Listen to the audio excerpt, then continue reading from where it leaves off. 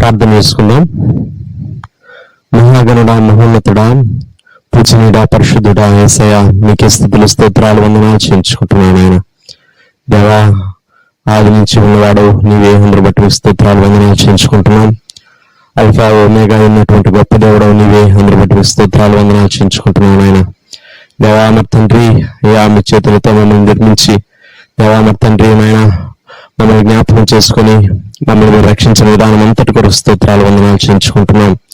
తండ్రితో ఉండుట దేవా విడిచిపెట్టకూడని భాగ్యం ఎంచుకొనక మిమ్మల్ని మీరు తగ్గించుకుని దీనుడిగా రిక్తుడిగా మా కొరకు పరలోకాన్ని విడిచి భూలోకానికి దిగి వచ్చినటువంటి గొప్ప దేవా యేసయ్య, మీకే స్తుతులు స్తోత్రాలు వందనాలు చెల్లించుకుంటున్నాను. ఆయన దేవా మీ ప్రేమంతటి కొరకు స్తోత్రాలు. దేవా మీరు మా ఎడలు కనపరుస్తున్నటువంటి మీ కృప వాత్సల్యత సమస్తం కొరకు మీ స్తోత్రాలు వందనాలు చేయించుకుంటున్నాం.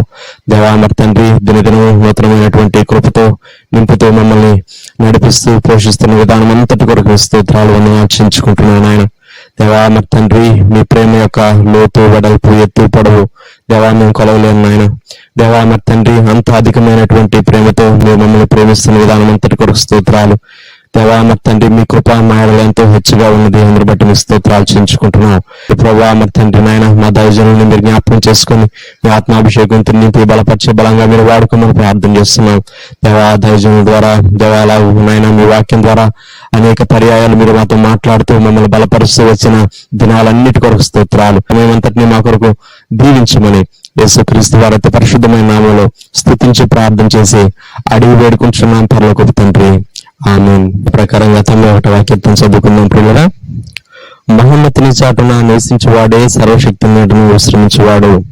ఆయన నాకు ఆశ్రయము, నా కోట, నేను నమ్ముకుని నా దేవుడని నేను యెహోవాని గురించి చెప్పుచున్నాను. వేటకాని ఊరిలో నుండి ఆయన నిన్ను విడిపించును, నాశనకరమైన తెగులు రాకుండా నిన్ను రక్షించును. ఆయన తన రెక్కలతో నిన్ను కప్పును, ఆయన రెక్కల క్రింద నీకు ఆశ్రయం కలుగును. ఆయన సత్యము కీడమును డాలునై ఉన్నది. రాత్రి వేళ కలుగు భయమునకైనను, పగటి వేళ ఎగురు బాణమునకైనను, చీకటిలో సంచరించే తెగులునకైనను, మధ్యాహ్నం మందు పాడుచే రోగమునకైనను నీవు భయపడుకుందువు. నీ ప్రక్కన 1000 మంది పడినను, నీ కుడి పక్కన 10,000 మంది కూలినను అపాయం నీ ఎద్దుకు రాదు. నీవు కన్నులారా చూచుచుండగా భక్తిహీనులకు ప్రతిఫలం కలుగును. యెహోవా నీవే నా ఆశ్రయము అని నీవు మహోన్నతుడైన దేవుని నీకు నివాస స్థలముగా చేసుకుని ఉన్నావు. నీకు అపాయమేమీ రాదు, ఏ తెగులును నీ గుడారము సమీపించదు. నీ మార్గములన్నిటిలో నిన్ను కాపాడుటకు ఆయన నిన్ను గూర్చి తన దూతలకు ఆజ్ఞాపించును.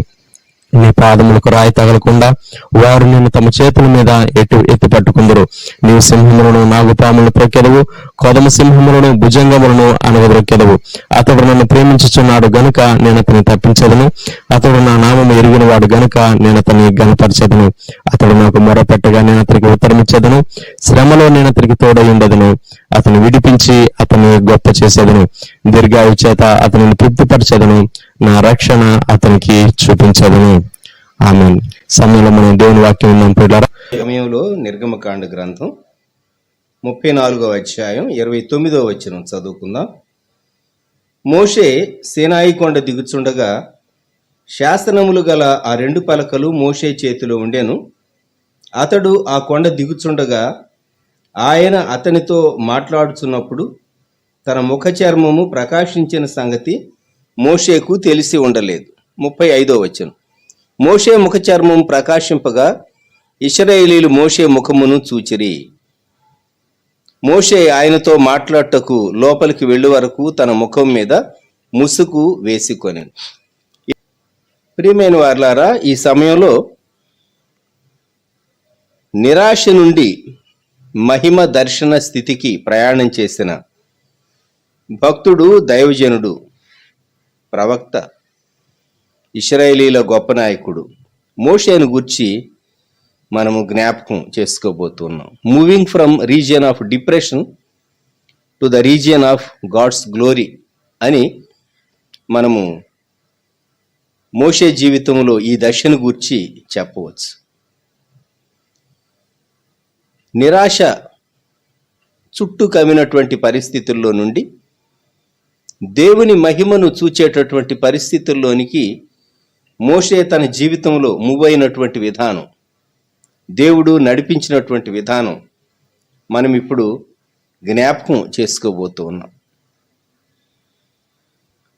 మోషే ఐగుప్తీయుల సకల విద్యలలో ప్రావీణ్యం కలిగిన వాడని, మాటల యందును కార్యముల యందును ప్రావీణ్యత కలిగిన వాడని స్టెఫను తన ప్రసంగంలో అపోస్తల కార్య గ్రంథం 7వ అధ్యాయంలో 22వ వచనంలో అన్నాడు. మోషే ఐగుప్తీయుల సకల విద్యలను అభ్యసించి మాటల యందును కార్యముల యందును ప్రవీణుడై ఉండెను. సో మోషే తాను అనుకున్నటువంటి తన వాదాన్ని ప్రజెంట్ చేయటానికి చాలా కన్విన్సింగ్గా ప్రజెంట్ చేయగలిగినటువంటి క్యాపబిలిటీ, కమ్యూనికేషన్ స్కిల్స్ కలిగినటువంటి వాడు అని మనకు అర్థమవుతుంది. ఐగుప్తీయుల సకల విద్యలు, అక్కడ ఉన్నటువంటి బ్రాంచెస్ ఆఫ్ నాలెడ్జ్. ఎందుకంటే రాజకుమార్తె గృహంలో పెంచబడ్డాడు గనుక వాటన్నిటినీ అభ్యసించాడు, వాటన్నిటినీ నేర్చుకున్నాడు. ఇన్ని నేర్చుకున్నటువంటి మోషే తన యవ్వన జీవితంలో చాలా పరిస్థితుల్లో నుంచి వెళ్ళవలసి వచ్చింది. నిర్గమకాండం 2వ అధ్యాయం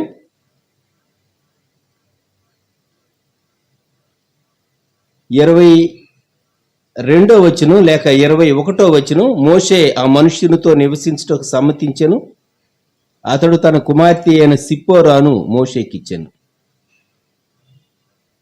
అలాగే 22వ వచనం, ఆమె ఒక కుమారుని కన్నప్పుడు మోషే, నేను అన్యదేశములో పరదేశినై ఉంటిని అనుకొని వానికి గెర్షోము అని పేరు పెట్టాను. పరదేశి, గెర్షోము అనే పేరుకి అర్థం. మోషే మనసులో చాలా ప్రశ్నలు ఉండి ఉంటాయి. మన మనసులో కూడా ఇటువంటి ప్రశ్నలు వస్తూ ఉంటాయి. ఒక ప్రశ్న, నా జీవితం అంత వేస్టేనా, is my life a wastage అనేటటువంటి ప్రశ్న సహజంగా మనకు వస్తూ ఉంటుంది. దేవుడు శ్రేష్టమైనటువంటి ఉద్దేశంతో మనల్ని ఆయన సృజించాడు. దేవునికి ఒక పర్పస్ ఉంటూ ఉన్నది. దేవుని ఉద్దేశాన్ని గ్రహించి మనం ఆ ఉద్దేశానికి లోబడితే దేవుడు చక్కగానే మన జీవితాలను రూపొందించగలడు. మన జీవితం వృధా కాదు. మోషేకి ఈ ప్రశ్న ఖచ్చితంగా వచ్చి ఉంటుంది, నా జీవితం వృధాయేనా, వృధాయేనా. ఎందుకు అంటే 3వ అధ్యాయంలో దేవుడు తనతో మాట్లాడక మునుపు మోషే జీవితంలో 40 సంవత్సరాలు 40 సంవత్సరాలు 40 సంవత్సరాలు 3 40లు మొత్తం 120 సంవత్సరాలు జీవించినటువంటి మోషే జీవితంలో మొదటి 40 ఐగుప్తు రాజప్రాసాదంలో తాను గడిపితే, రెండవ 40 మిద్యాను అరణ్యంలో తాను గడపవలసి వచ్చింది, మందలను మేపవలసి వచ్చింది. తానెవరో తన ఐడెంటిటీ చెప్పుకోవటానికి సిగ్గుపడాలి, ప్రూవ్ చేసుకోవటానికి కూడా అవకాశం లేదు. తానెవరో చెప్పినా ఎవరు నమ్మరు. కారణం, అంత గొప్ప వ్యక్తివైతే నువ్వు ఇక్కడ ఎందుకున్నావు, ఒక కాపరిగా ఎందుకున్నావు అని ఎవరైనా ప్రశ్నించవచ్చు. తాను ఒక గొప్ప పట్టణంలో నివసించలేదు సుమా. మిద్యాను ప్రాంతంలో తాను నివసించినప్పుడు గుడారంలో ఉన్నాడు. తాను అన్య దేశంలో పరదేశిని అనేటటువంటి ఫీలింగ్ తనకు పదే పదే వస్తూ వచ్చింది. బహుశా తాను ఆలోచించి ఉంటాడు, దేవుడు నా బాల్యకాలములో నైలు నదిలో నుండి నన్ను ఎందుకు తీయించాడు?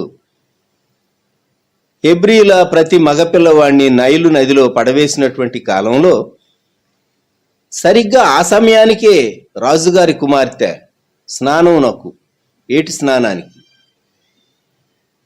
తాను నదికి రావటం, ఆ జమ్ము పెట్టెలో శిశువైనటువంటి మోషేను తెప్పించి చూచి, పేడుపు విని తెప్పించి చూచి, హెబ్రీల పిల్లల్లో ఒకడని ఎరిగి ఉండి సహా ఆమె ప్రేమతో పెంచింది. మరి ఇంత చక్కగా నన్ను నీటి నుండి తీసి రాజభవనంలో పెంచి ఈ పరిస్థితిలోనికి దేవుడు ఎందుకు తీసుకుని వచ్చాడు? నా బిగినింగ్ చాలా వండర్ఫుల్గా ఉన్నది, నా ప్రస్తుత పరిస్థితి చాలా దయనీయంగా ఉన్నది అని నిరాశపడుతూ ఉండుండొచ్చు. మనం కూడా కొన్ని మార్లు మేము కుటుంబంలో పుట్టాం, ఎటువంటి పరిస్థితుల్లో ఎంత దర్జాగా ఎంత రాయల్గా మేము ఎదిగాం, కానీ ఇప్పుడు మేము ఆ స్టేటస్ మెయింటైన్ చేయలేకపోతున్నాం అనుకునేవాళ్ళు కొందరు ఉంటూ ఉంటారు, నిరాశపడుతూ ఉంటారు, డిప్రెషన్లోనికి వెళుతూ ఉంటారు. అంతేకాదు 40 సంవత్సరాల కాలం తాను నేర్చుకున్నది ప్రాక్టీస్లో పెట్టడానికి అవకాశాలు తనకు లేవు. మీరు ఒక 2 నెలలు పెన్ పట్టుకుని సంతకం చేయకుండా ఆ తరువాత పెన్ తీసుకుని సంతకం చేయడానికి ప్రయత్నించండి, హ్యాండ్ రైటింగ్ కూడా సరిగా రాదు. కారణం ఏంటంటే కొంతకాలం పెన్ పట్టుకుని వ్రాయలేదు, ఫాస్ట్గా రాయమంటే కూడా ఎవరైనా డిక్టేట్ చేస్తుంటే రాయలేము. ఎందుకు? అలవాటు పోయింది. మోషే నాలెడ్జ్ అంతా పోయి ఉంటుంది. ఇప్పుడు వ్యూ చేసేటటువంటి మిమ్ములను ఒక 5 ఏళ్ల క్రితం, 10 ఏళ్ల క్రితం, 20 ఏళ్ల క్రితం, అనేక ఏళ్ల క్రితం మీరు చదివి చాలా మంచి మార్క్స్ తెచ్చుకున్నటువంటి ఒక టెక్స్ట్ బుక్లో నుండి ప్రశ్నలు వేస్తే ఎంతమంది జవాబు చెప్పగలరు? లేదు. మీరు రివ్యూ చేసుకోవటానికి కొంచెం టైం ఇచ్చి మిమ్మల్ని అడిగితే ఎంతమంది చెప్పగలరు? చాలా కష్టం. అప్పుడేదో చదివేమో, పరీక్షలు రాసేసాం, అయిపోయింది, డిగ్రీలు చేతికి వచ్చినాయి, మంచి మార్కులు వచ్చినాయి, ఇప్పుడు అదంతా మా బుర్రలో ఎక్కడుంటుందండి అంటారు. మోషే చాలా స్కిల్స్ కలిగినటువంటి వాడు. మోషే ఇప్పుడు అనానిమస్గా ఉంటూ ఉన్నాడు, ఎవరో అనామకుల్లాగా. ఇప్పుడు మోషే జీవితంలో మొదటి 40 తర్వాత రెండవ 40 మిద్యానులో తాను గడిపినటువంటి కాలము చివరిలో, అంటే 40 + 38 ఏళ్ళు, 39 ఏళ్ళు అనుకోండి, సరిగ్గా 79వ ఏట మోషేలో ఈ ఆలోచనలు హోరేబు పర్వతంపై దేవుడు తనతో మాట్లాడటానికి ముందు ఎన్ని ఆలోచనలు వచ్చి ఉంటాయో మోషే మనసులో ఒకసారి ఊహించుకోనండి. ఇంతేనా అనేటటువంటి ప్రశ్న తన జీవితంలో పదే తన హృదయాన్ని బాధ పెట్టగలుగుతూ ఉంటుంది ఆ ప్రశ్న. అంతేకాదు తన భార్య సిప్పోరా మోషే వేవ్ లెంగ్త్ ఎంత మటుకు అందుకోగలిగింది, తాను నేర్చుకున్నటువంటివి, తాను చదివినవి, తాను మొదటి 40 సంవత్సరాల్లో తన జీవితంలో బాల్యకాలం నుండి ఆ విషయాలన్నీ తాను ఒకవేళ షేర్ చేసిన ఈ మిద్యాను అరణ్యంలో, అంతగా జనసంచారం లేనటువంటి ప్రాంతాల్లో, ఐగుప్తు వంటి నాగరికత లేనటువంటి ఈ ప్రాంతాల్లో నివసించే వీరికి ఆ విషయాలు ఎంత మటుకు అర్థమై ఉంటాయి. నేను బ్యాంకులో వర్క్ చేసే కాలంలో నా కొలీగ్ ఒకరు అనేవారు, నేను తనకు ఒకసారి ప్రశ్న వేశాను, మీరు ఆఫీస్ నుండి వెళ్ళిన తర్వాత ఏం చేస్తారండి అని. నేను స్నానం చేసిన తర్వాత భోజనానికి ముందు ఇంగ్లీష్ పేపర్ నేను చదువుతాను. అయితే ఇంగ్లీష్ పేపర్లో ఉన్నవేవి నేను నా వైఫ్తో డిస్కస్ చేయను. పాలిటిక్స్ నా వేవ్ లెంగ్త్ ఆమెకి అర్థం కాదు, కాబట్టి నా మటుకు నేను చదువుకుంటాను. అలాగే ఇద్దరు పిల్లలు ఏం చదువుతున్నారో ఒకసారి రివ్యూ చేస్తాను, భోజనం చేస్తాను, కొంతసేపటి తర్వాత పడకు వెళ్తానని చెప్పాడు. ఆయన చెప్పిన ప్రాముఖ్యమైన మాట ఏంటంటే, నా వేవ్ లెంగ్త్ నా భార్య క్యాచ్ చేయలేదు, ఎందుకంటే ఆమె కాలేజ్ స్టడీస్ ఆమెకి లేవు. రెండవది, నాకున్నటువంటి ఆసక్తి, ప్రపంచ వార్తలను గురించినటువంటి ఆసక్తి ఆమెకు లేదు. మూడవది, నేను చదివినట్లుగా ఇంగ్లీష్ న్యూస్ పేపర్ ఆమె చదవదు, కాబట్టి నా వేవ్ లెంగ్త్ ఆమె క్యాచ్ చేయలేదు అని అన్నారు. మోషే యొక్క వేవ్ లెంగ్త్ సిప్పోరా ఎంత మటుకు క్యాచ్ చేసింది. కొంతమంది భార్యాభర్తలు, భర్త యొక్క పని ఇండియా దేశంలో సహజంగా మన సమాజంలో భర్త సంపాదించాలి, భార్య గృహాన్ని మెయింటైన్ చేయాలి, బిడ్డలను పెంచాలనేది. కొన్ని కుటుంబాల్లో మరి భార్యాభర్తలు ఇరువురు పనిచేస్తూ ఉంటారు.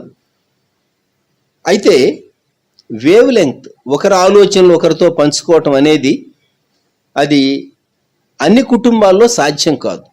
సాధ్యం కాదు అంటే అన్ని కుటుంబాల్లో సంభవించదు అని చెప్పుకోవచ్చు. ఇంకా చెప్పాలంటే ఎవరికి వారే బిజీగా ఉంటారు. జాబ్లో ఉన్నప్పుడు ఇద్దరు భార్యాభర్తలు జాబ్ చేసేవాళ్ళు అయితే జాబ్లో ఉన్నప్పుడు భార్యాభర్తలు ఫోన్ చేసి హలో హలో మాట్లాడుకుంటూ ఉండొచ్చు. కొన్నిసార్లు షిఫ్ట్లు వేరైనప్పుడు, డ్యూటీస్ వేరైనప్పుడు. సో మన వేవ్ లెంగ్త్ క్యాచ్ చేయగలిగినటువంటి పార్ట్నర్ కలిగి ఉండటం కూడా అది దేవుని కృపే. కొన్ని మార్లు టేస్ట్ అండ్ ప్రిఫరెన్సెస్ వ్యక్తులకు భిన్నంగా ఉంటే గాని కామన్ టేస్ట్ అండ్ ప్రిఫరెన్సెస్ ఇరువురు లైక్ చేసేటటువంటి కొన్ని సాధారణటువంటి అంశాలు అవి సంభాషణలో సంతోషాన్ని ఎక్కువ చేస్తాయి, సహవాసాన్ని ఎక్కువ చేస్తాయి. మోషేకి ఇంకో ప్రశ్న వచ్చి ఉండొచ్చు, మరి నా ప్రజల యొక్క సఫరింగ్ అలాగే ఉన్నదా, వారి శ్రమ ఎలా ఉన్నది, ఐగుప్తులో కేరో ప్రాంతంలో వారి యొక్క శ్రమ ఎలా ఉన్నది అని ఆలోచించి ఉంటాడు. ప్రతి రాత్రి బహుశా తన మనసులోనికి ఈ ప్రశ్న వచ్చి ఉండొచ్చు, దేవుడు ఎవరినైనా తాను ఒక నాయకునిగా లేక కొందరు నాయకులను వారిలో నుండి దేవుడు రైజప్ చేసి ఉంటాడా, వారు రాజుతో డీల్ చేస్తూ ఉండుంటారా, వారి పరిస్థితులు ఏంటి అని కూడా తాను ఆలోచించి ఉంటాడు. ఇప్పుడు ప్రస్తుత పరిస్థితి ఏంటి, ప్రస్తుత పరిస్థితిని గురించి మోషేకు తాజా సమాచారం అందించేటటువంటి వారు ఎవరు లేరు అని మనం జ్ఞాపకం ఉంచుకోవాలి. వార్తాపత్రికలు సహా లేనటువంటి కాలంలో మోషే జీవించాడు అని మనం జ్ఞాపకం చేసుకుంటాం. ఐగుప్తు నుండి ఇతర ప్రాంతాలకు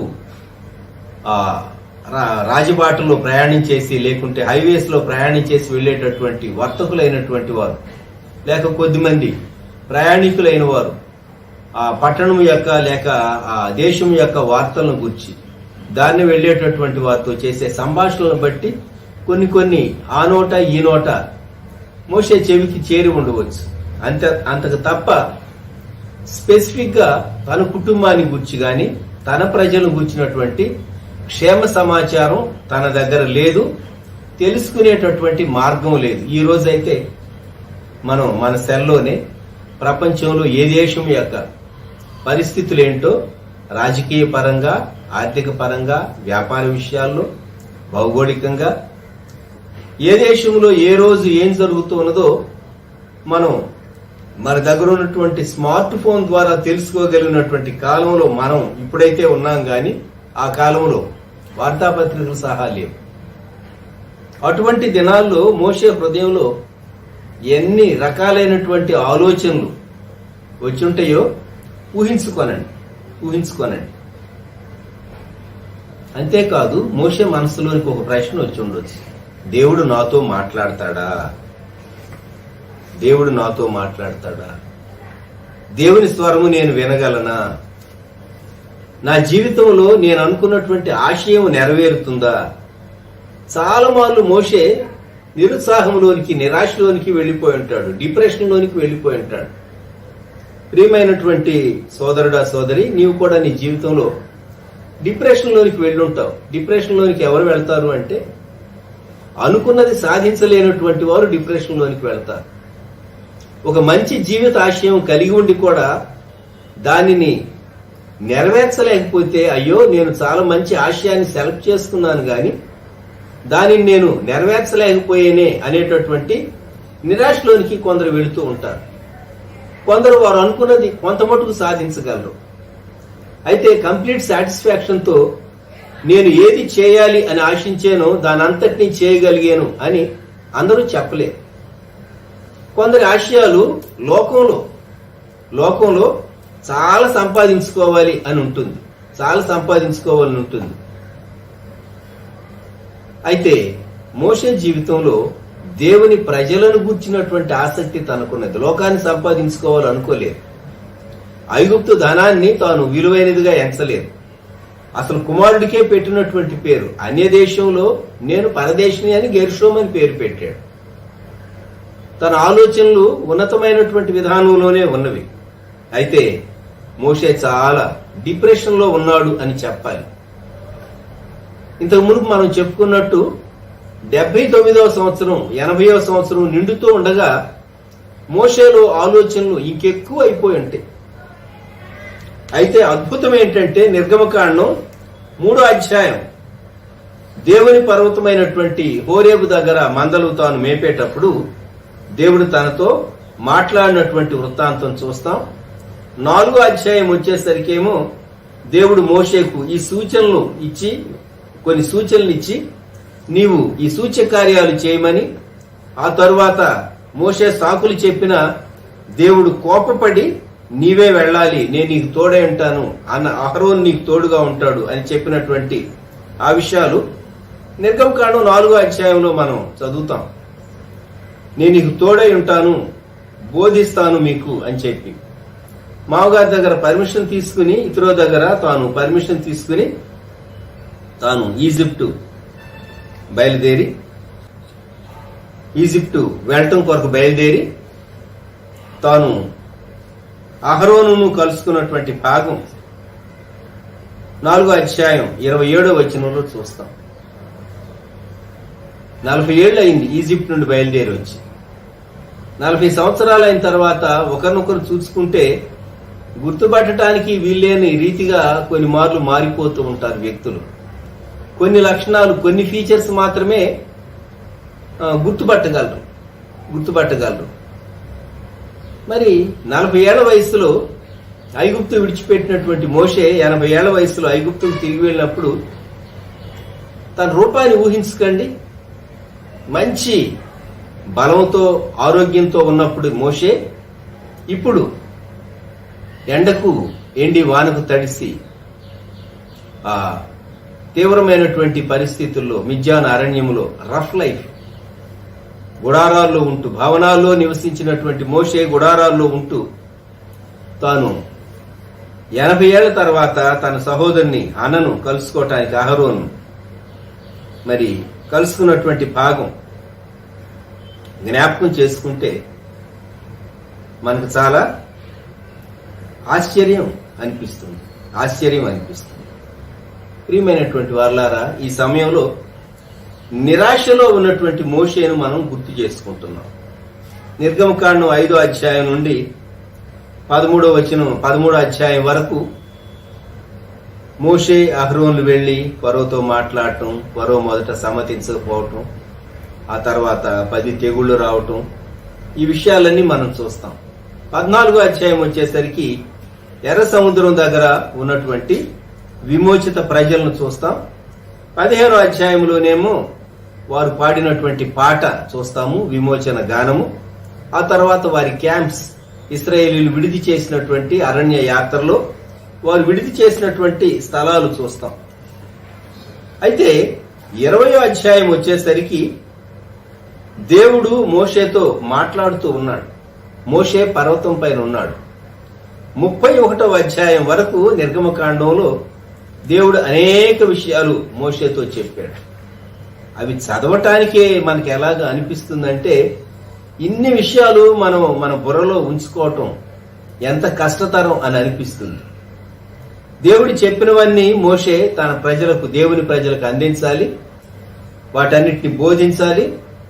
అలాగే ఆయన చూపించినటువంటి మాదిరి చొప్పున ప్రత్యక్షపు గుడారం వారి మధ్య నిలవబెట్టవలసి ఉంటూ ఉన్నది. ఎన్నో విషయాలు ఉన్నాయి. సడన్ గా దేవుడు ఇంత భారం మోషే పైన పెట్టాడు. నేను ఈ సామర్థ్యం ఇస్తానన్నాడు, కాదని చెప్పలేదు. కానీ విషయం ఏంటంటే, మోషే జీవితంలో నిరాశలో నుండి చాలా హఠాత్తుగా యాక్టివిటీలోనికి, ఒక్క క్షణము తీరిక లేనటువంటి యాక్టివిటీలోనికి తాను రావాల్సి వచ్చింది. జ్ఞాపకం పెట్టుకోండి. 32వ అధ్యాయంలో పలకలు తీసుకుని కొండ నుండి దిగేటటువంటి మోషే ఇశ్రాయేలు చేసిన పని చూచి కోపంతో పలకలు పగలగొట్టడం, ఈ భాగాలన్నీ చూస్తాం మనం. అయితే 34వ అధ్యాయం వచ్చేసరికి దేవుడు చెప్పాడు, ఆ పలకలు వంటివి నువ్వు చెక్కమన్నాడు. రాతి పలకలు చెక్కి తాను కొండ ఎక్కాడు. నిర్గమకాండం 34వ అధ్యాయం 28వ వచనం. అతడు 40 రేయింబగళ్ళు యెహోవాతో కూడా అక్కడ ఉండెను. అతడు భోజనము చేయలేదు, నీళ్లు త్రాగలేదు. అంతలో ఆయన నిబంధన వాక్యములను అనగా 10 ఆజ్ఞలను ఆ పలకల మీద వ్రాసెను. ఇక్కడ మనం గ్రహించవలసినటువంటి సత్యం, దేవుడు మోషేను చాలా ఉన్నతమైనటువంటి అనుభవంలోనికి తీసుకుని వెళ్ళాడు. చాలా ఉన్నతమైనటువంటి అనుభవంలోనికి. గమనించండి, మోషే ముఖ చర్మం ప్రకాశించింది పలకలు తీసుకుని దిగుతూ ఉండగా 29వ వచనం మనం చదువుకున్నాం. మోషే జీవితంలో 5 మెట్లు నేను మీకు జ్ఞాపకం చేయాలని ఇష్టపడుతూ ఉన్నాను. నిరాశ నుండి తాను మహిమ చూచేటటువంటి స్థితికి ఎదిగినటువంటి తన జీవిత అనుభవంలో ఇది ఎంత పీరియడ్లో సంభవించింది అంటే, దేవుడు హోరేబు పర్వతం దగ్గర తనను కలుసుకున్నటువంటి సమయం, మోషే ఐగుప్తుకు వెళ్లి ఫరోతో మాట్లాడి మోషే అహరోన్లు ఆ ప్రజలను మరి బలమైనటువంటి దేవుని హస్తం ద్వారా వారు విడిపించబడేటట్లు సాధనాలుగా వాడబడి వారు ఎర్ర సముద్రం దాటి వారు మరలా వారి యాత్రలో ముందుకు కొనసాగి రావటం, దేవుడు సీనాయి పర్వతం పైన తనకిచ్చినటువంటి ఆజ్ఞలను గూర్చి ఒక 2 సంవత్సరాల వ్యవధిలోనే 3 సంవత్సరాల వ్యవధిలోనే ఇది జరిగింది అని చెప్పుకోవచ్చు. తక్కువ కాలమే. ఎందుకంటే ప్రత్యక్ష గుడారం వారు నిర్మించినటువంటి కాలం నిర్గమకాండంలో మనము లెక్క వేసుకుంటే, నిర్గమకాండం ఆఖరు అధ్యాయం మనము చదివినప్పుడు నిర్గమకాండం 40:17 వచనం, 2వ సంవత్సరమున మొదటి నెలలో మొదటి దినమున మందిరము నిలువబెట్టబడెను. ఈ 2వ సంవత్సరం అనేది ఇశ్రాయేలీలు ఐగుప్తుని విడిచిపెట్టిన తర్వాత నుండి లెక్క వేసిన కాలం. అంతకు మునుపు 1 సంవత్సరం కంటే తక్కువ కాలమే వీరు వెళ్లి ఫరోతో మాట్లాడటం, ప్రజలతో మాట్లాడటం, ఫరోతో మాట్లాడటం, ఆ తెగుళ్ళన్నీ సంభవించటం, ఇవన్నీ జరిగి ఉండాలి. కనుక మోషే జీవితంలో 80 సంవత్సరాలు నిండిన తర్వాత దేవుడు అద్భుతమైన రీతిగా తన జీవితంలో చేసినటువంటి కార్యం 81లో ప్రవేశించిన తర్వాత, లేక 82 అనుకుందాం, 81, 82 సంవత్సరాలు, 79 నుండి 82 సంవత్సరాలు తన జీవితంలో చాలా ప్రశస్తమైనటువంటి సంవత్సరాలుగా ఎంచవచ్చు. దైవజనుడైన మోషే తాను 90వ కీర్తనలో చేసినటువంటి ప్రార్థన మనకు తెలుసు. మా ఆయుష్కాలము 70 సంవత్సరములు, అధిక బలమున ఎడ్ల 80 సంవత్సరములగును అన్నాడు. ఆయన లెక్క ప్రకారమే 70, 80కి మధ్య ఇంకొక 5 సంవత్సరాలు కలుపుకుంటే 75 అనుకోండి. 25, 25, 25. మనం ఒకవేళ 75 సంవత్సరాల వయసును తీసుకుంటే నీ జీవితంలో 50 సంవత్సరాలు నిండిన తర్వాత నీలో ఒకవేళ మిడ్ లైఫ్ క్రైసిస్ వచ్చి నేను సాధించలేకపోయాను జీవితంలో అనేటటువంటి నిరాశలో నీవు ఉంటే మోషే జీవితం చూచి నీవు ధైర్యం తెచ్చుకోవచ్చు. మోషే తాను 5 అనుభవాల్లో నుంచి తాను వెళ్ళాడు. నిర్గమకాండం 34వ అధ్యాయంలో తాను కొండ ఎక్కిన తరువాత 2వ పర్యాయం, నిర్గమకాండం 34వ అధ్యాయం 4వ వచనం నుండి, కాబట్టి అతడు మొదటి పలకల వంటి 2 రాతి పలకలను చెక్కెను. మోషే తనకు యెహోవా ఆజ్ఞాపించినట్లు ఉదయమందు పెందలకడ లేచి ఆ 2 రాతి పలకలను చేత పట్టుకుని సీనాయి కొండ ఎక్కగా మేఘములో యెహోవా దిగి అక్కడ అతనితో నిలిచి యెహోవా అను నామమును ప్రకటించెను. అతని ఎదుట యెహోవా అతని దాటి వెళ్ళుచు యెహోవా కనికరము, దయ, దీర్ఘశాంతము, విస్తారమైన కృపా సత్యములు గల దేవుడైన యెహోవా. దేవుని గుణ లక్షణాలు, ఆయన ఎటువంటి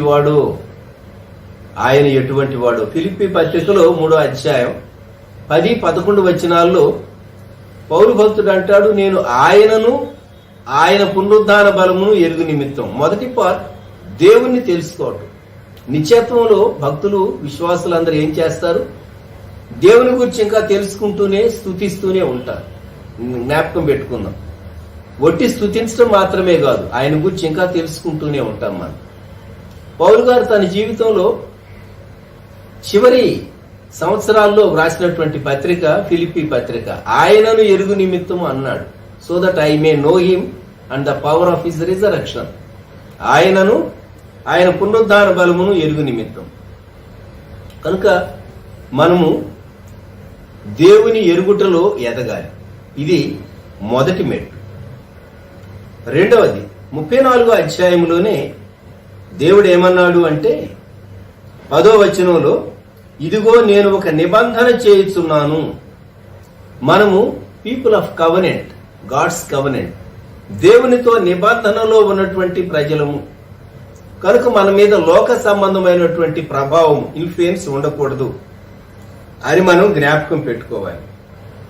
34వ అధ్యాయంలోని నిర్గమకాండము వారు ఆచరించవలసినటువంటి వాటిని గురించి దేవుడు చెప్పాడు. వారు ఎలాగూ పులియని రొట్టెల పండుగ ఆచరించాలి, పస్కా ఆచరించాలి, ఇతర పండుగలు ఆచరించాలి. తరువాత దేవుని ధర్మశాస్త్రాన్ని వారు ఎలా పాటిస్తూ విశ్రాంతి దినాన్ని వారు పాటించవలసిన వారు ఉన్నారు. 21వ వచనంలో 6 దినములు నీవు పనిచేసి 7వ దినమున విశ్రమింపవలను. అలాగే 22వ వచనంలో గోధుమల కోతలో ప్రథమ ఫలముల పండుగ అనగా వారముల పండుగను, సంవత్సరాంతమందు పంట కూర్చు పండుగను ఆచరించవలను అని వారు ఆచరించవలసినటువంటి వాటిని గురించి 25వ వచనంలో పస్కా పండుగ వారు ఆచరించేటటువంటి విధానాన్ని గురించి కొన్ని హెచ్చరికలు దేవుడు వారికి చేశాడు. అలాగే 26వ వచనంలో ప్రథమ ఫలములు దేవుని మందిరంలోనికి తీసుకుని వచ్చేటటువంటి విషయాలు దేవుడు వారికి జ్ఞాపకం చేశాడు. కనుక ఇలాగూ నిబంధన ప్రజలు జీవించవలసినటువంటి నియమావళి, నిబంధన ప్రజలు జీవింపవలసినటువంటి నియమావళి.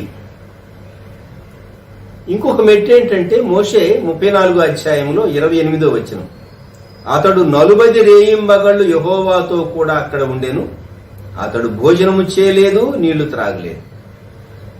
భక్తిలో ఎదగగోరేటటువంటి వారు ఎవరైనా, దేవుని చేతిలో బలముగా వాడబడగోరే వారెవరైనా ఆహార పానముల యందు అంటే భోజన విషయాల్లో భోజన ప్రియులుగా ఉండటం అది వారి ఆత్మీయ జీవితానికి క్షేమకరం కాదు. ఒక భక్తుడు పాటలో రాస్తాడు, అన్నపానములందు ఆశయించుకలేక అన్నా అని సేవింతులే ఓ యేసునాథా, అన్నా అని సేవింతులే, ఉన్నానంచు చెప్పుచున్నవాడవు కావా, ఉన్నావు నాకేమిలే ఓ యేసునాథా, ఉన్నావు నాకేమిలే అని ఒక పాట భక్తుడు వ్రాశాడు. అన్నపానములందు ఆశ ఇంచుకలేక, విపరీతంగా తినాలి తినాలి తినాలి తినాలి అనేటటువంటి మనసు చాలా భయంకరమైన మనసు. అటువంటి వారు ఆధ్యాత్మిక జీవితంలో గొప్ప అచీవ్మెంట్స్ ఎన్నడూ చేయలేరు. గుర్తుపెట్టుకోండి, ఎన్నడూ చేయలేరు. కొంతమంది మీటింగ్స్కి వెళ్ళినప్పుడు బోధకులైనటువంటి వారు ఏ పూట కడుపు నిండా భోజనం చేయరు. ఆఖరు మీటింగ్ అయిపోయిన తర్వాత అప్పుడు తృప్తిగా భోజనం చేస్తారు. మీటింగ్ అయిపోయిన తర్వాత భోజనం చేస్తారు. కొందరి జీవితాల్లో ఈ అలవాటు, ఈ అభ్యాసం ఉంటూ ఉన్నది. యుద్ధభూమిలో ఉన్నప్పుడు ఆహార పదార్థాల పైన మనసు ఉండదు. గుర్తుపెట్టుకోండి, భోజనాన్ని అతిగా ప్రేమించడం, వస్త్రాలను అతిగా ప్రేమించడం, వస్తువులను అతిగా ప్రేమించడం విశ్వాసికి క్షేమాన్ని కలిగించడం. మోషే తాను 40 పగళ్ళు 40 రాత్రులు భోజనం చేయలేదు, నీళ్లు త్రాగలేదు. దేవుని మాటను బట్టి ఉన్నాడు గనుక తన శరీరం కృషించలేదు. సరికదా ముఖ చర్మం ప్రకాశించింది. దేవుని సన్నిధిలో నివసించుట, దేవుని సన్నిధిలో నివసించుట.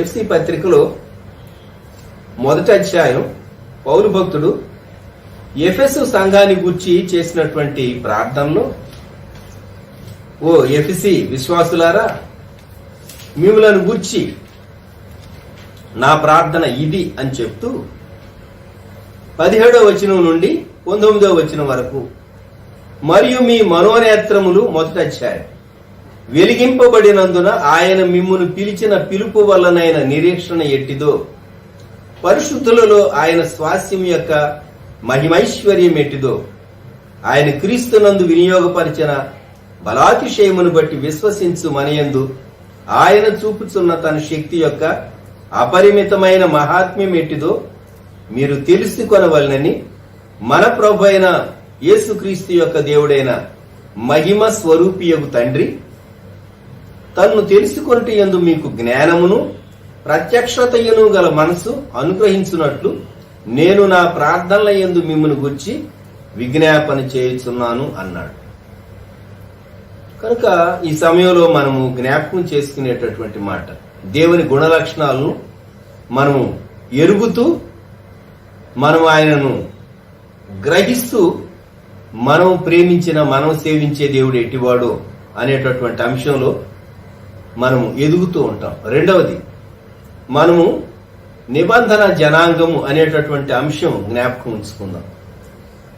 మనము దేవుని జనాంగంగా, దేవుని నిబంధన ప్రజలంగా ఎదుగుతూ, మూడవదిగా యేసుక్రీస్తు ప్రభు యొక్క శ్రేష్టమైన శిలువ మరణ పునరుద్ధారాలను జ్ఞాపకం చేసుకుంటూ ఆయన రక్తాన్ని ఆశ్రయిస్తూ మనము శిలువ వెలుగులో మన జీవితములను కొనసాగించేటటువంటి వారంగా, అలాగే భోజన పానముల విషయంలో నియంత్రణ కలిగినటువంటి వారంగా, అతిగా భోజనాన్ని ప్రేమించక దేవుని సన్నిధిని ప్రేమించేటటువంటి వారంగా, ఆయన యొక్క శక్తిని, ఆయనను ఆయన పునరుద్ధాన బలమును అన్నాడు ఫిలిప్పీ పత్రికలో పౌలు భక్తుడు 3వ అధ్యాయం 10-11 వచనాలు.